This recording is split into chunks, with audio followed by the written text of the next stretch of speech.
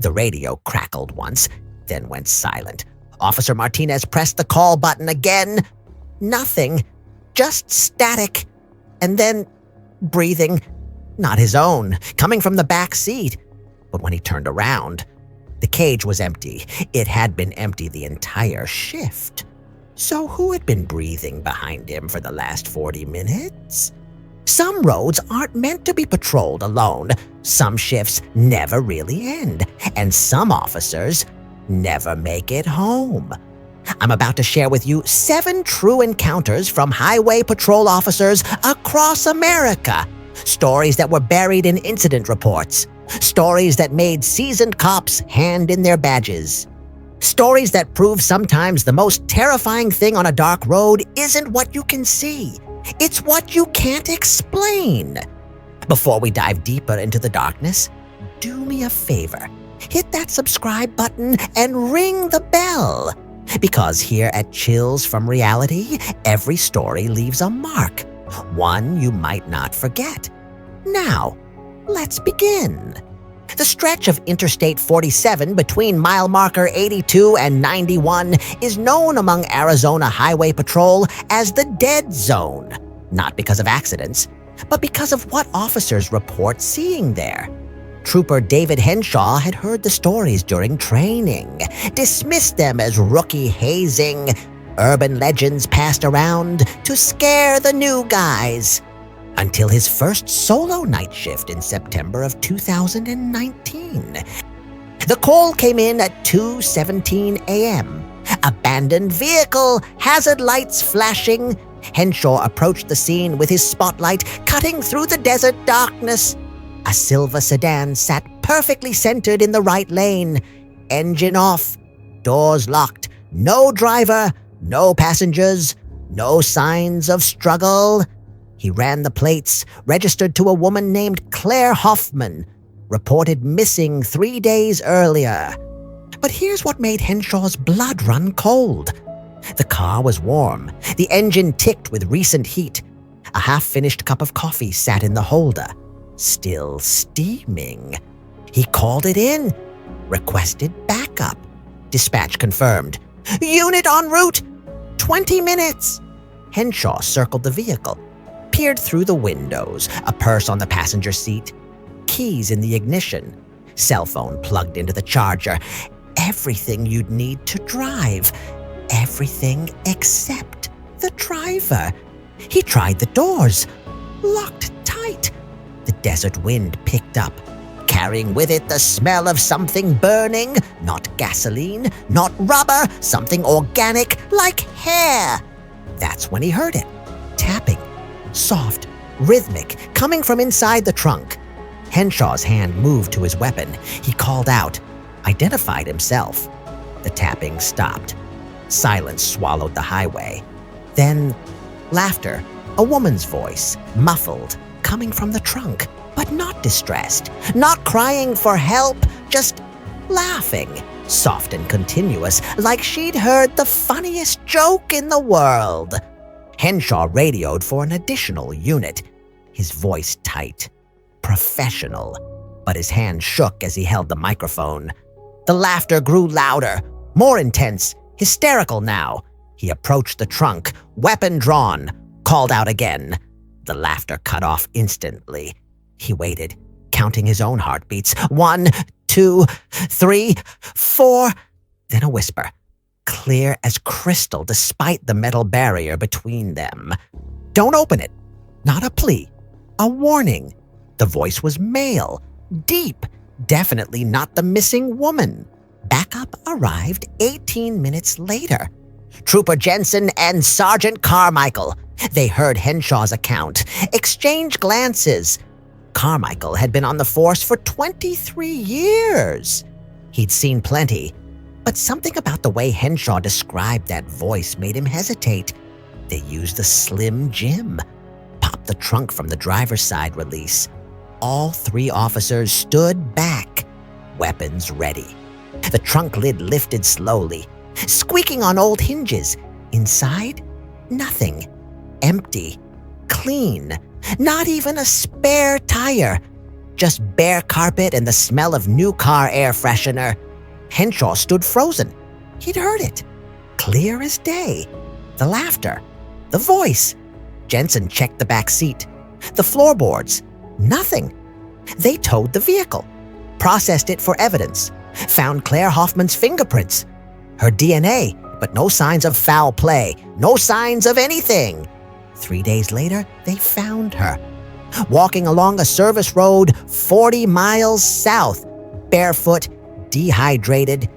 She had no memory of the last week, no explanation for how her car ended up on that highway, no idea why she'd been walking through the desert.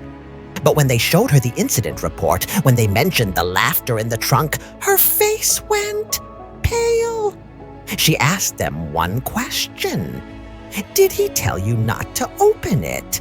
They confirmed. She nodded slowly. Then she said something that made even Sergeant Carmichael's skin crawl. "Then you're lucky." The last officer who opened it.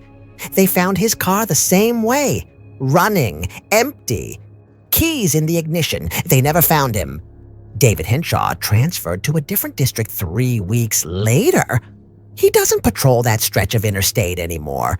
None of the troopers do, not alone. And when they pass mile marker 87, where they found that silver sedan, they don't stop, not even for emergencies.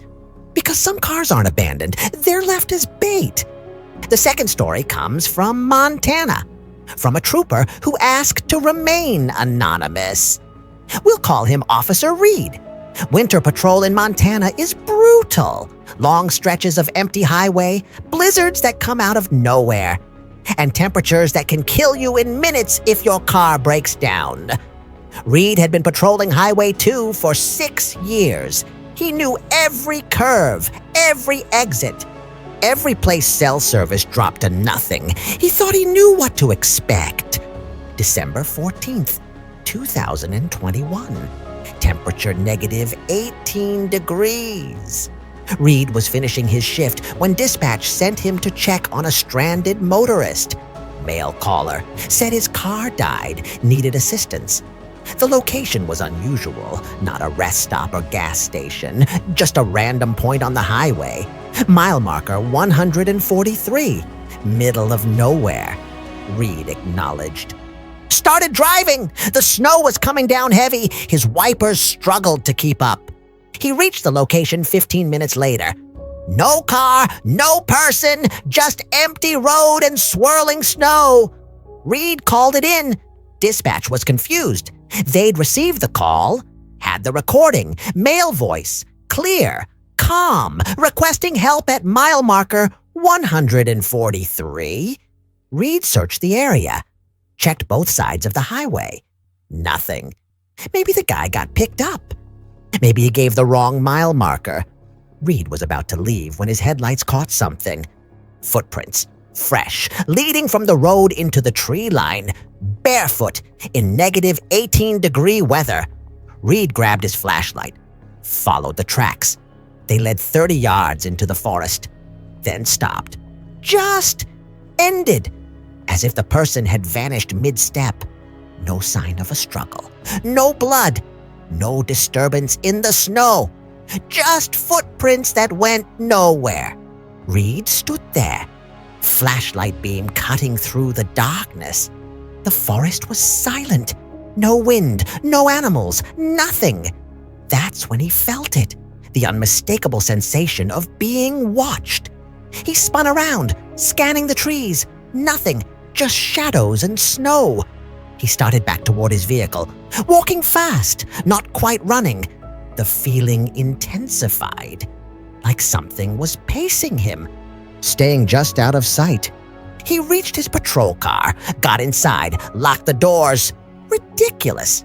He knew, but he couldn't shake the feeling. He radioed dispatch, reported the footprints, the strange ending point. They told him to return to station. They'd send a day unit to investigate. Reed started his engine, put the car in gear. That's when he saw it in his rearview mirror. A figure, standing in the road behind him, exactly where his car had been parked. Tall, impossibly thin, wearing what looked like a dark suit. But the proportions were wrong. Arms too long, head slightly too large. Reed's breath caught. He stared at the mirror. The figure didn't move, just stood there in the middle of the highway, in a blizzard, in negative 18-degree weather. Reed hit the gas. His patrol car fish-tailed slightly on the icy road. He didn't look back, didn't slow down until he was 20 miles away. When he finally checked his mirror again, the road behind him was empty. He filed his report, described everything he'd seen. The dispatcher who took his statement went quiet when he mentioned the figure. Then she said something that Reed still thinks about. "You're the fourth officer to report that this year. Same location, same description, always winter, always night." Reed did some research, pulled old incident reports, found 7 similar encounters, all at mile marker 143, all during winter months, all describing the same impossibly tall figure in dark clothing. And here's the disturbing part. In 1976, a highway patrol officer named Marcus Webb disappeared while responding to a stranded motorist call. Same location, same conditions. They found his patrol car 3 days later, engine running, doors locked from the inside.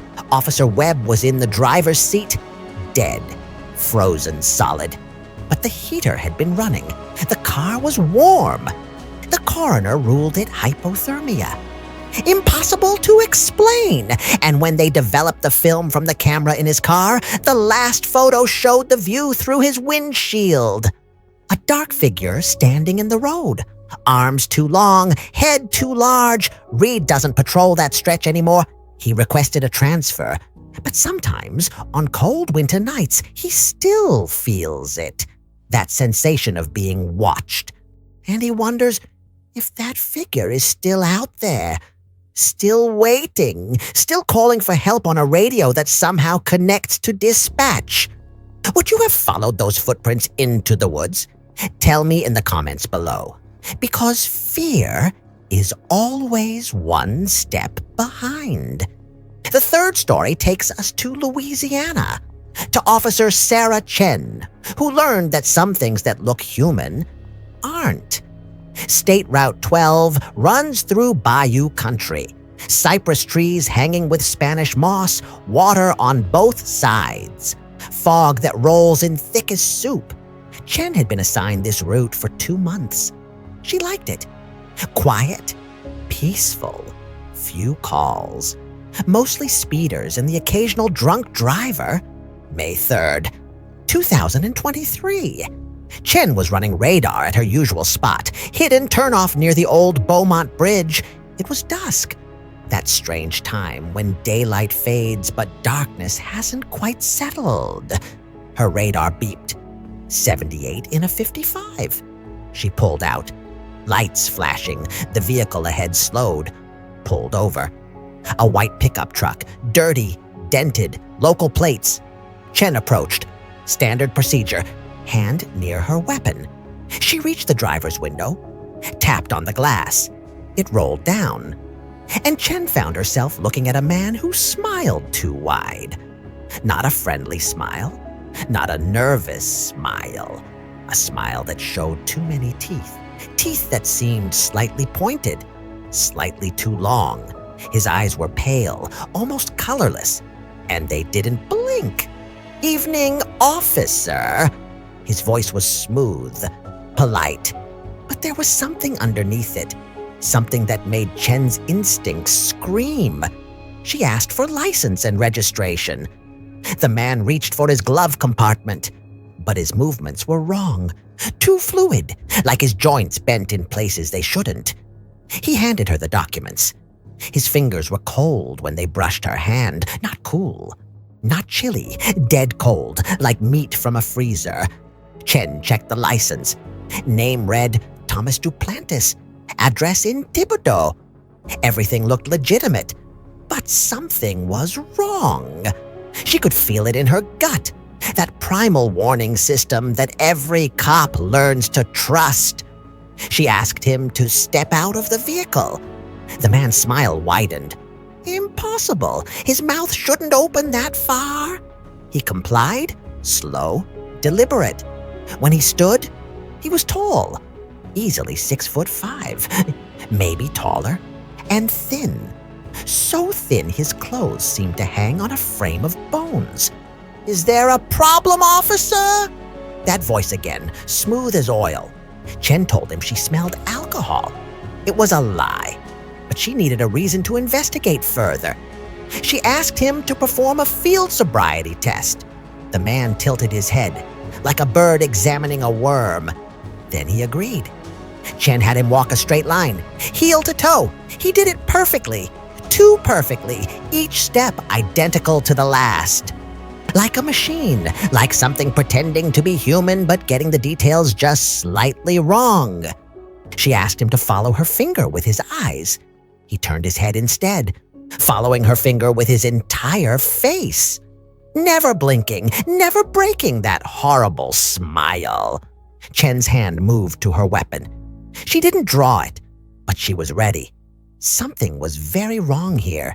She radioed for backup, gave her location. The man's smile finally faded, not into a frown, into nothing. His face went blank, expressionless, empty. "That wasn't wise, officer." His voice had changed, deeper now, with an echo that shouldn't exist. Chen drew her weapon, ordered him to get on the ground. The man didn't move, just stared at her with those colorless eyes. And then he started walking toward her, slow, purposeful. Chen backed up, weapon raised, shouting commands. "Stop! Get down! Don't move!" The man kept coming. His smile returned, wider than ever. Chen fired. She had to! 2-round center mass, standard protocol. The man staggered, but he didn't fall, didn't bleed. The bullets had hit. She'd seen the impact, but there was no blood, no wounds, just holes in his shirt, and underneath, something dark, something that moved. The man looked down at his chest, touched the bullet holes, then looked back at Chen and laughed. It wasn't a human laugh. It was the sound of wind through a hollow log, the sound of water gurgling in a drain. Chen emptied her magazine, all 15 rounds. The man jerked with each impact, but he kept coming, kept laughing. She ran, sprinted back to her patrol car, got inside, locked the doors, started the engine. The man was at her window, his face pressed against the glass, his breath fogging it from the outside. But when Chen looked at him, really looked, she realized his mouth wasn't open. He wasn't breathing. The fog on the window was coming from inside the car. She hit the gas. The patrol car lurched forward. In her rearview mirror, the man stood in the road, watching her leave, waving a slow, deliberate wave, like goodbye or see you soon. Backup arrived 12 minutes later. Sergeant Rodriguez and Trooper Marshall. They found Chen's patrol car parked half a mile down the road, engine running, door open, Chen sitting on the hood. Weapon disassembled in her lap. She was crying, not sobbing, just tears streaming down her face. They searched the area, found the white pickup truck, still parked where Chen had pulled it over. Engine warm, keys in the ignition. They ran the plates, registered to Thomas Duplantis. They went to the address, found the house empty, abandoned. Had been for 6 years.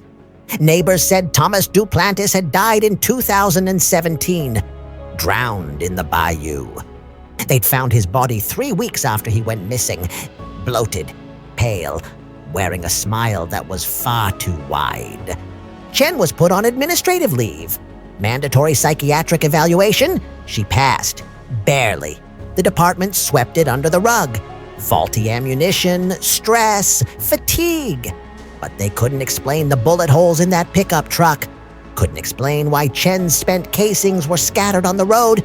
Couldn't explain the video from her dash cam, which showed the man, showed Chen firing, showed the bullets hitting him, showed him laughing, and showed something else. Something the department never released to the public. In the final frame, before Chen drove away, the man turned toward the camera, looked directly into it, and his face changed for just one frame, 1/30th of a second. His features melted, shifted, revealed something underneath, something with too many eyes, too many teeth, something that couldn't possibly exist. Sarah Chen resigned 3 months later. She moved out of state, changed her number, but sometimes, on foggy nights, she still checks her rearview mirror, still looks for that white pickup truck, still sees that smile, far too wide, in her dreams. The fourth encounter happened in Nevada, the emptiest state in America, where highways stretch for hundreds of miles without a single light, without a single soul. Trooper Marcus Webb, no relation to the Montana officer, was patrolling U.S. Route 93, known locally as the Extraterrestrial Highway, due to its proximity to Area 51. Webb didn't believe in aliens, didn't believe in conspiracies. He believed in speeding tickets and protocol. August 9th, 2020, 3:47 a.m. Webb was parked at a scenic overlook, catching up on paperwork. The desert stretched endlessly in all directions, stars so bright they hurt to look at. No moon, no clouds, just infinite darkness and those cold, distant lights. His radio crackled, but no voice came through. Just static, rhythmic, almost like breathing. Webb adjusted the frequency. The static continued. Then, a voice. Broken, distorted. Unit 7, respond! Webb keyed his radio, identified himself, asked for clarification.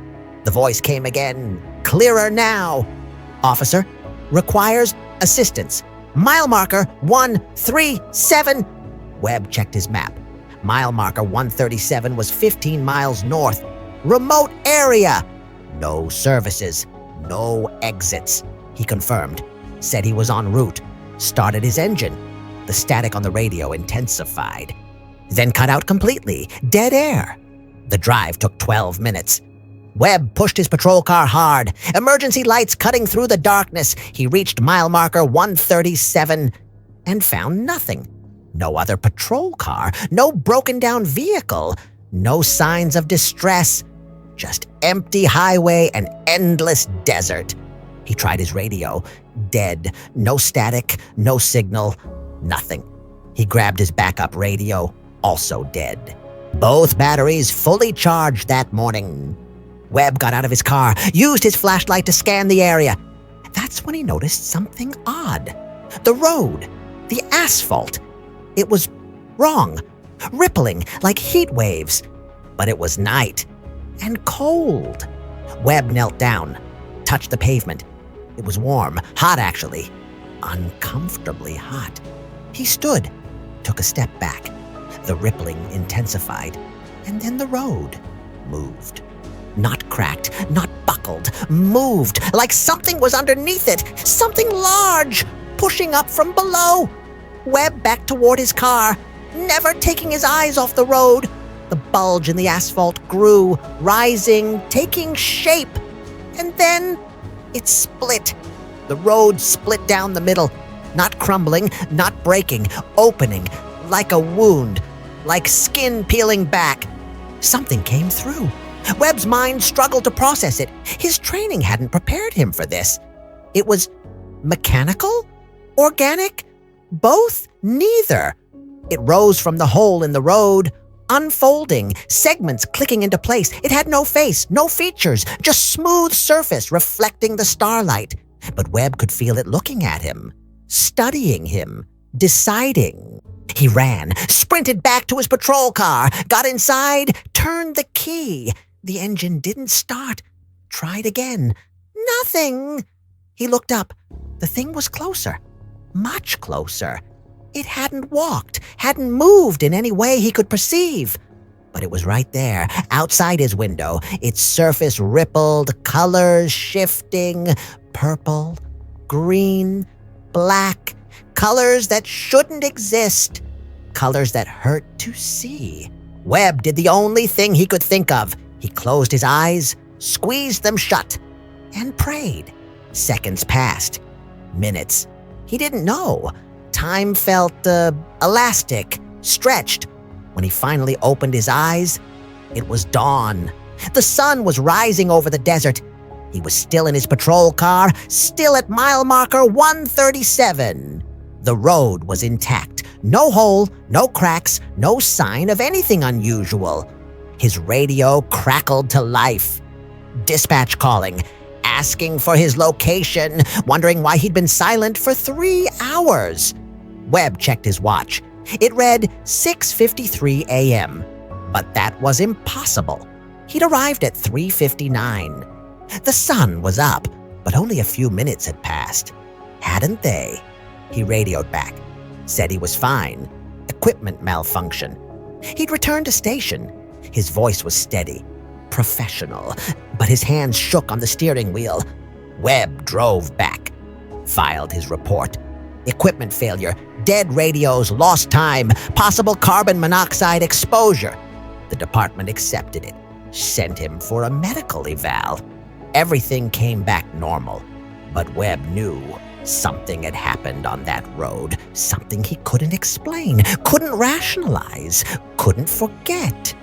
He did some research, found online forums, conspiracy sites, stories from other people who'd experienced strange things on that highway.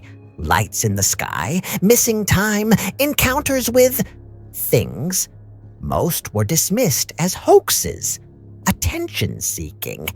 But Webb recognized something in those stories, that same feeling of wrongness, of reality bending, of something watching from just beyond perception.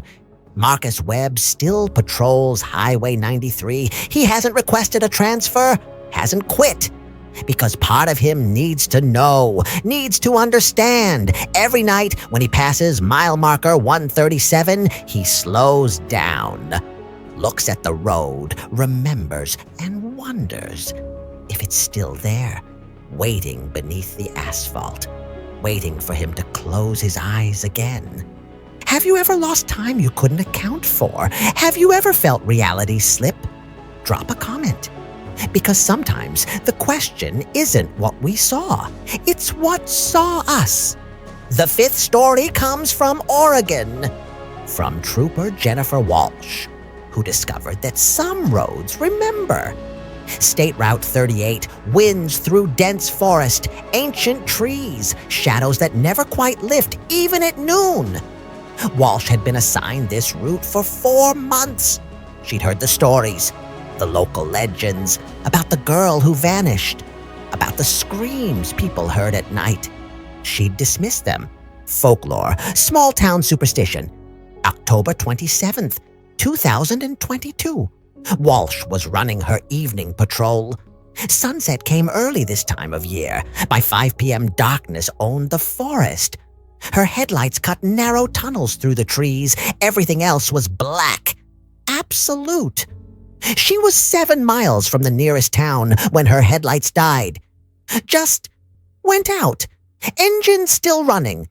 Dash lights still on. But the headlights were gone. Walsh pulled over. Checked the fuses. Everything was fine. She tried the lights again. Nothing. She radioed dispatch. Requested a tow. Dispatch confirmed. Unit en route. 45 minutes. Walsh settled in to wait. She kept her engine running. Doors locked. Weapon within reach. Standard precaution. The forest pressed close on both sides. Trees leaning over the road, creating a tunnel of branches, blocking out even the stars. That's when she heard it. Tapping. Soft. Rhythmic. On her passenger window. Walsh turned. Saw nothing. Just darkness. The tapping continued. Moving, circling her car, passenger side, rear window, driver's side. Always just out of sight. Always just beyond her peripheral vision. She grabbed her flashlight, pointed it out the window. The beam caught something. A flash of pale skin, dark hair. Then nothing. Walsh's heart hammered. She was a trained officer. She dealt with dangerous situations, armed suspects, high-speed chases. But this was different. This felt wrong in a way she couldn't articulate. The tapping stopped. Silence filled the car. So complete, it pressed against her eardrums. Walsh waited, counting seconds. At 37, a child's voice right next to her ear.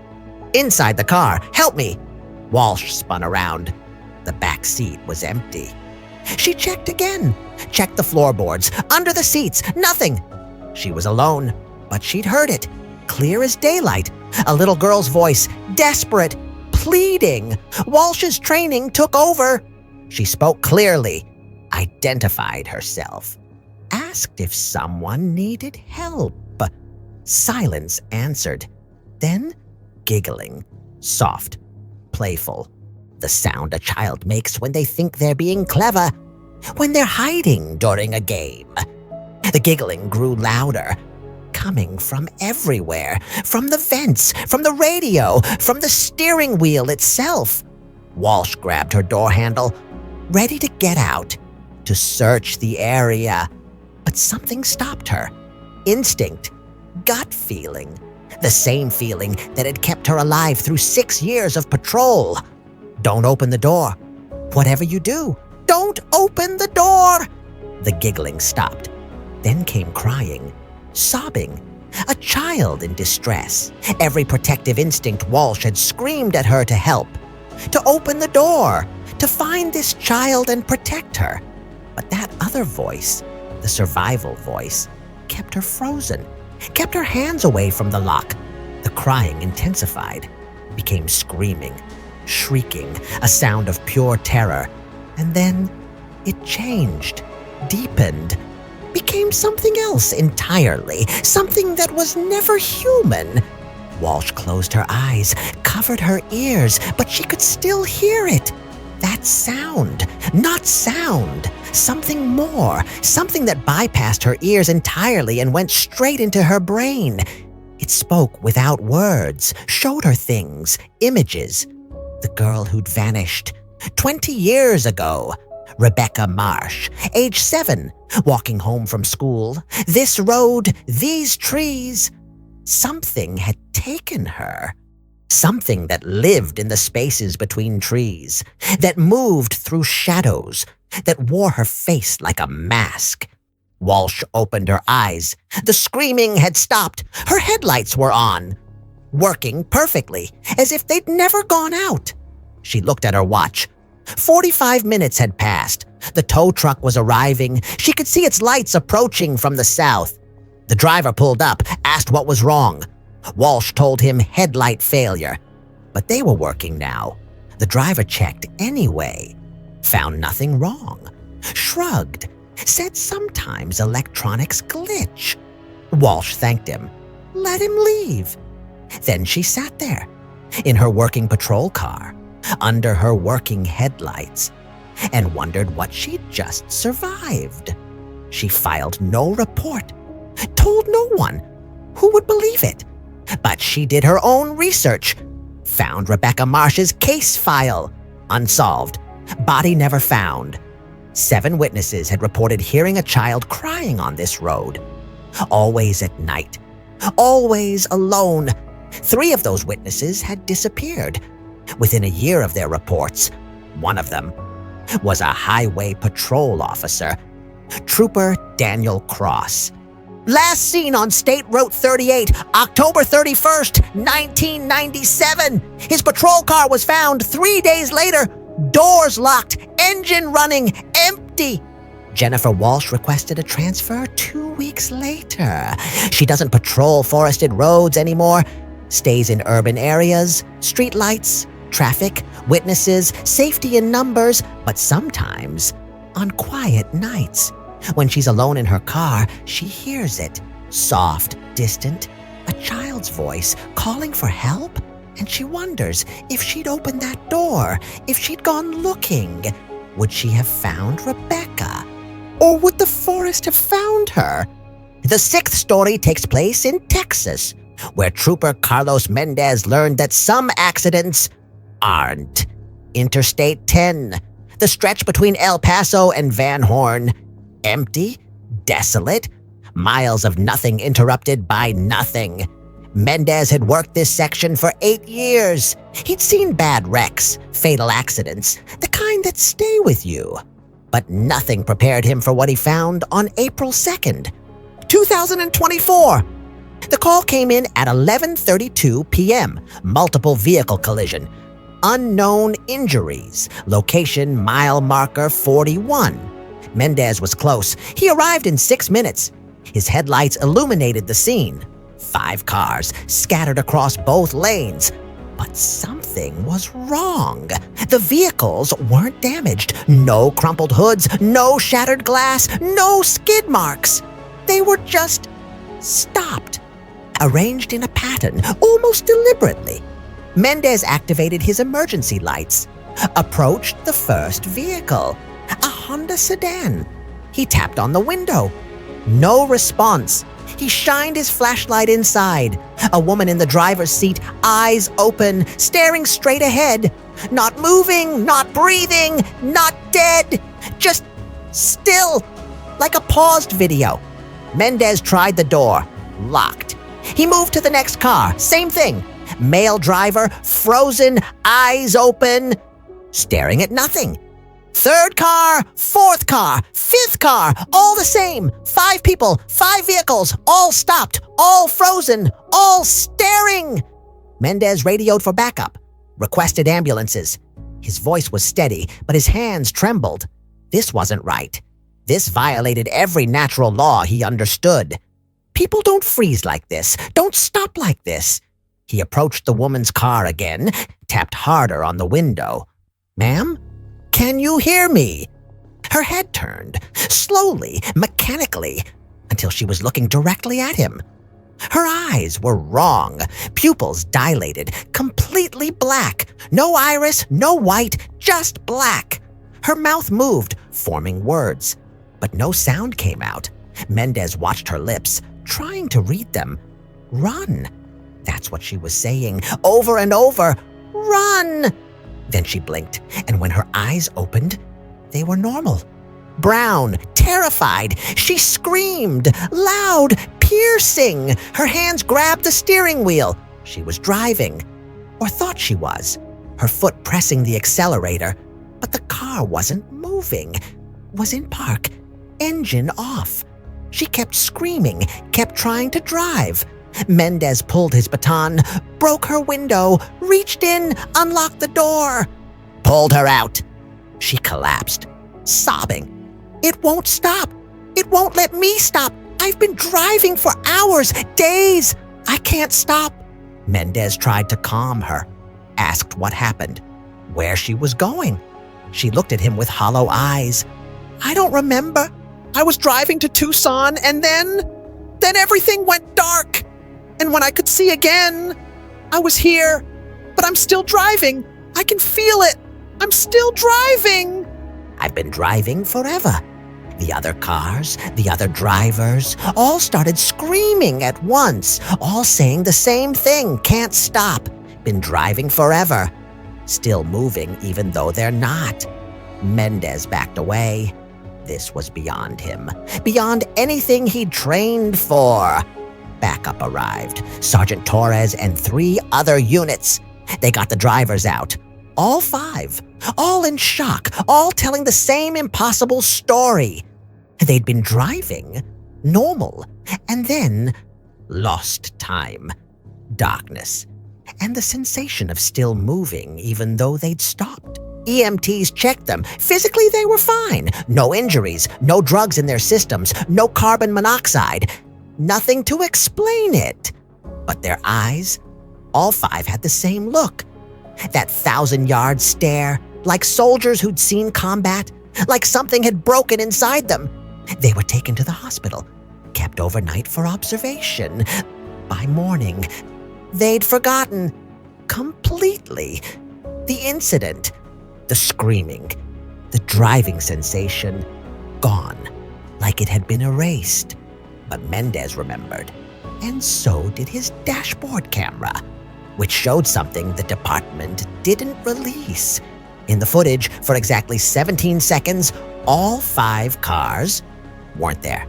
The road was empty. Just Mendez's patrol car, his lights, his voice on the radio, but no other vehicles. Then they appeared, suddenly, like someone had pressed play, with all 5 drivers inside, frozen, staring. Carlos Mendez still patrols Interstate 10. He still passes mile marker 41, but he doesn't stop there anymore, not even for emergencies, because sometimes he sees them. Those same 5 cars, in his headlights, in his mirrors, arranged in that same pattern, and inside, drivers frozen, staring, still trying to stop, still driving forever. And Mendez wonders, how many others are out there? On different highways, different miles, still driving, unable to stop, trapped in a loop that no one can see but them. If you've made it this far, I think you're ready for the final story. Hit that like button if these tales are keeping you up tonight. Because what you're about to hear might be the most disturbing one yet. The 7th and final story comes from Pennsylvania, from Officer Rachel Dunn, who learned that some passengers never leave the Pennsylvania Turnpike. Northeastern extension, endless tunnels carved through mountains, narrow, dark, isolated. Dunn had been assigned to tunnel patrol for 2 years. She hated it. Something about those tunnels felt wrong. The way sound echoed, the way darkness pressed in even with the lights on, the way drivers' faces looked in the artificial glow. Strained, afraid. November 19th. 2023. Dunn was monitoring traffic through the Lehigh Tunnel, longest tunnel on the turnpike, 1.1 miles of enclosed space. She was parked in the maintenance bay, watching her screen, tracking vehicles, making sure traffic flowed. At 2:13 a.m., a red SUV entered the tunnel. Traveling west, normal speed, normal trajectory. But it didn't exit. Dunn waited, watched her screen. The SUV had entered, should have exited 90 seconds later, but 3 minutes passed, 5 minutes, 10 minutes. The SUV never came out. Dunn radioed the toll booth at the western exit, asked if they'd seen a red SUV, license plate on file. They confirmed negative. No red SUV had passed. Dunn checked her screen again. Verified the entry. She'd seen it. Clear as day. Entered at 2:13. Should have exited by 2:15. It was now 2:26. Where was the vehicle? She grabbed her gear, entered the tunnel, driving slowly. Emergency lights reflecting off the white tile walls. Looking for the SUV. Looking for an accident. Looking for anything. The tunnel was empty. Not a single vehicle. Just Dunn's patrol car and the hum of ventilation fans. She drove the entire length. Exit to entrance, then back again. Nothing. No red SUV, no debris, no signs of a crash. The vehicle had simply vanished. Dunn radioed it in, explained the situation. Dispatch was skeptical. Maybe the SUV hadn't entered. Maybe she'd misread the screen. Maybe it was a different vehicle. But Dunn knew. She'd seen it, recorded it. The timestamp was there. She pulled over in the center of the tunnel, checked her rear camera footage, and there it was. Clear video, red SUV entering the tunnel, license plate visible, driver visible, female, blonde hair, alone. The timestamp read 2:13 a.m. Dunn fast-forwarded, watched the tunnel entrance. 14 more vehicles entered over the next 13 minutes. All exited normally, but not the red SUV. It was still in here, somewhere. Dunn got out of her patrol car. The tunnel was cold. Always cold, no matter the season. She walked the shoulder, checking the emergency pull-offs, checking the maintenance doors, all locked, all secure. She was halfway through the tunnel when she heard it. An engine, idling, close. She turned, saw nothing. The sound continued, coming from everywhere, surrounding her, inside her head. She drew her weapon, identified herself. The engine revved, loud, echoing off the tile walls. Then, headlights. Behind her, coming fast. Dunn spun, saw the red SUV, barreling toward her. No attempt to slow, no attempt to swerve. She dove aside, hit the wall. Hard, the SUV passed, so close she felt the wind. But there was no wind, no sound, just silence. She looked up. The SUV was gone. Vanished again, as if it had never been there. Dunn's radio crackled, dispatch asking for her status. She was breathing hard, heart pounding. She tried to respond, but the words wouldn't come because she'd seen something. In that split second when the SUV passed, she'd seen the driver, the blonde woman, hands on the wheel, eyes forward, but her mouth was open, screaming, silent, endless. A scream that had no sound. A scream that might never end. Dunn returned to her patrol car, reviewed the footage again. The rear camera had been recording. She watched it back, watched herself get out, walk the tunnel, stop, look behind her, then dive. But on the camera, there was no SUV, no headlights, no vehicle at all. Just Dunn, diving at nothing, getting up, staring at empty road. She played it back 3 more times. Same result. Nothing on camera. But she'd seen it, felt it, knew it was real. She filed her report. Missing vehicle, possible hallucination, possible equipment malfunction. She was put on leave, mandatory rest, stress evaluation. She passed, returned to duty, but she requested a transfer out of tunnel patrol. It was granted. She works surface roads now, normal highways, open sky, no walls, no darkness, no tunnels. But sometimes, late at night, when she's alone, she sees it in her rearview mirror. The red SUV, following her, always the same distance back, never getting closer, never falling behind. And inside, the blonde woman, hands on the wheel, mouth open, screaming, still screaming, screaming forever in a tunnel that has no end. Rachel Dunn doesn't talk about it anymore, doesn't tell her colleagues, doesn't tell her family, but she knows. Some roads don't end, some tunnels loop back on themselves, and some drivers are still in there, still driving, still trying to reach an exit that doesn't exist. These are the stories they don't tell you in the academy. The calls that get marked equipment failure, the reports that get buried, the officers who request transfers and never explain why. Because how do you explain something that shouldn't exist? How do you report something that defies reality? You can't. So you file it, forget it, and pray it doesn't happen again. But it does. Every year. Different highways, different officers, same impossibilities, same terror, because the road doesn't care about logic, doesn't care about training. The road has its own rules, its own reality, and sometimes, just sometimes, those realities bleed through into ours. And when they do, all you can do is survive and hope that whatever you encountered, whatever saw you, decides to let you go. So the next time you're driving late at night on an empty highway and you see something that doesn't quite make sense, something that feels wrong, trust that feeling. Don't investigate. Don't slow down. Just drive. Keep driving. And maybe, just maybe, you'll make it home. If these stories gave you chills, hit that like button and subscribe. Because here at Chills from Reality, the fear doesn't end when the story does.